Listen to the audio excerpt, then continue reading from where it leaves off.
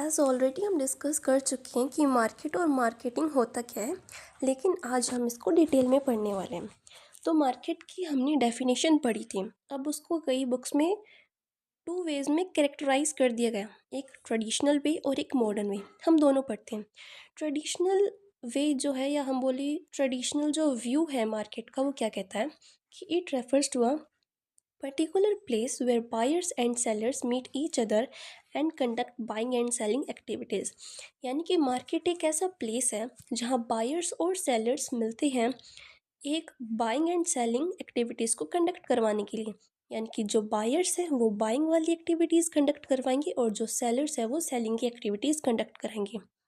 वहीं पे दूसरी तरफ जो मॉडर्न व्यू है वो क्या कहता है कि it refers to a group of the actual and potential buyers of goods and services.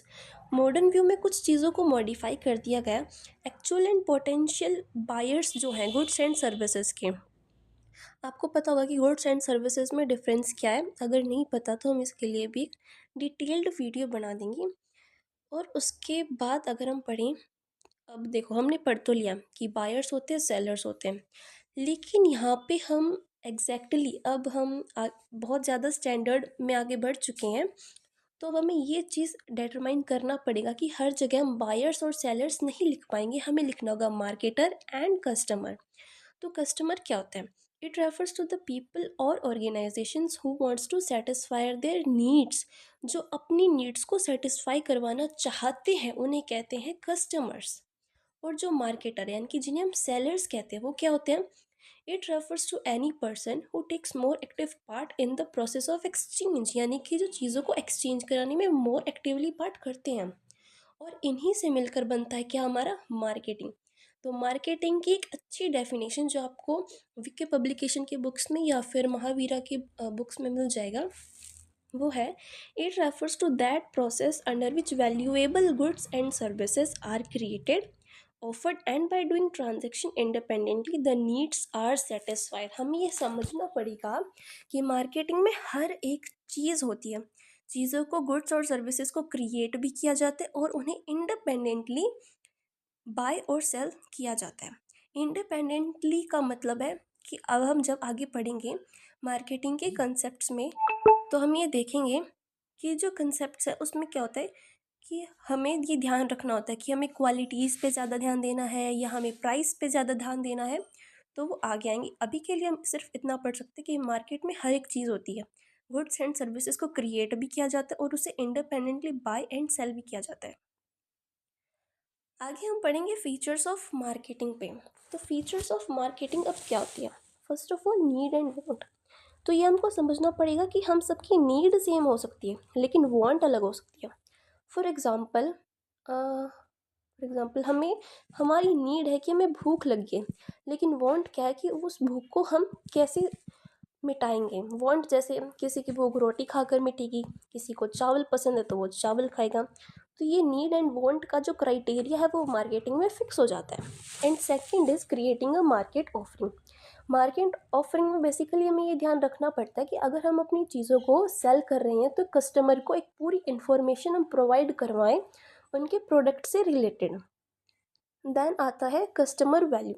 Customer value यहाँ पे बहुत ज़्यादा इंपॉर्टेंट रोल प्ले करता है। कस्टमर वैल्यू में ये हम बता सकते हैं कि जो कस्टमर है वो प्रोडक्ट्स को तब परचेज़ करेगा, वो प्रोडक्ट को तब बाय करेगा तब उस प्रोडक्ट से मिलने वाले जो फैक्टर्स हैं वो उस कॉस्ट को वे करेंगे।